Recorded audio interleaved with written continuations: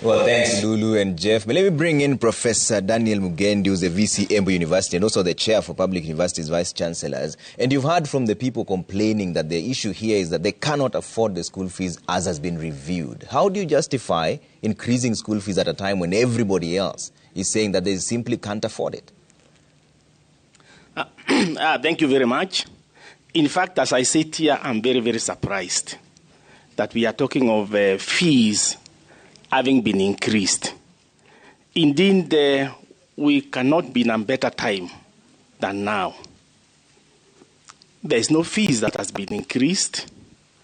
Indeed, if you look at the model that the government has proposed, it's a model that is really going to favor everyone.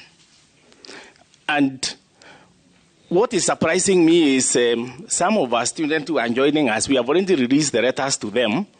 I don't think they are reading those letters because the letters are very clear on what they need to do.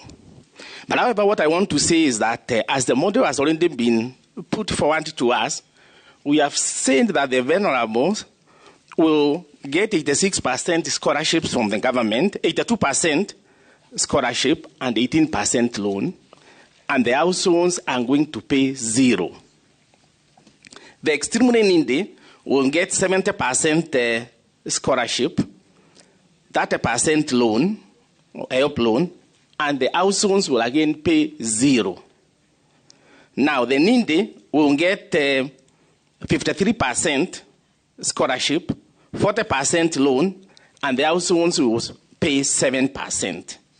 And then the rest needy, that 8%, 55%, 7%.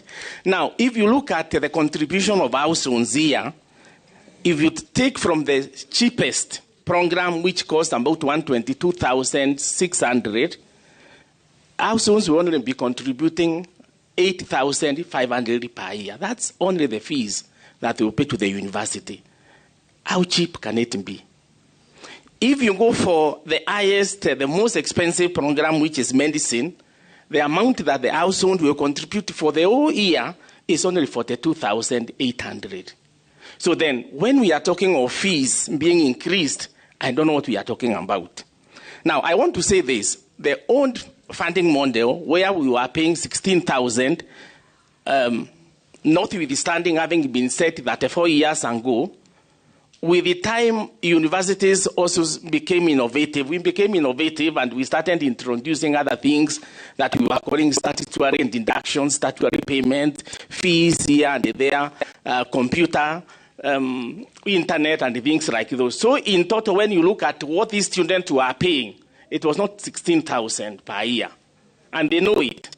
It's on average, it will be about 30, it will be about 40, between 40 and 50,000. That's what they only pay. Yeah. So at every semester, then they are paying about 25,000. So when we look at the current model, indeed they are paying less. Yeah, but Prof, this is where the problem is, because the students are saying you've released the letters plus the fee structure, but even the portal where they can know whether they're vulnerable or not has not been operationalized. So are you putting the cart before the horse? No. I think what they are raising is they have to get the letters first. Then the portal for help is open as we speak. Then they are supposed to go, and it is help that will determine which category they will to fall into.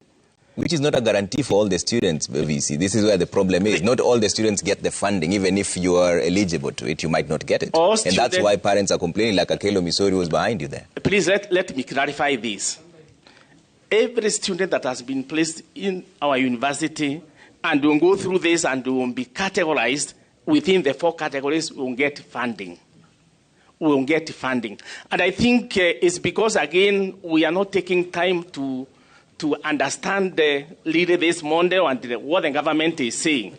I want to confirm again, as the Vice Chancellor of University of Embu and as the Vice Chairman of the Vice Chancellors of all public universities, that every student who will be categorized into the 4 categories will receive the funds as outlined. And no. Therefore, if you look at the funding then that's coming from individual students, indeed that has gone down, that has declined. So we need to be talking of fees having gone down, not going up. Obviously, we can then think of the loan burden that they will carry when they finish. I think if we talk that way, then there is a point. But all of you, many of you have gone even to developed economies. Many of you have gone to Europe. You have gone to America to study there. Even those developed economies, students there have to take education loans to be able to access university education. So it's not in Kenya alone that is different. If we want quality education, then somebody must be willing to pay for it. Okay. Sasa labda pindi kabla tuelekee kwa Yvonne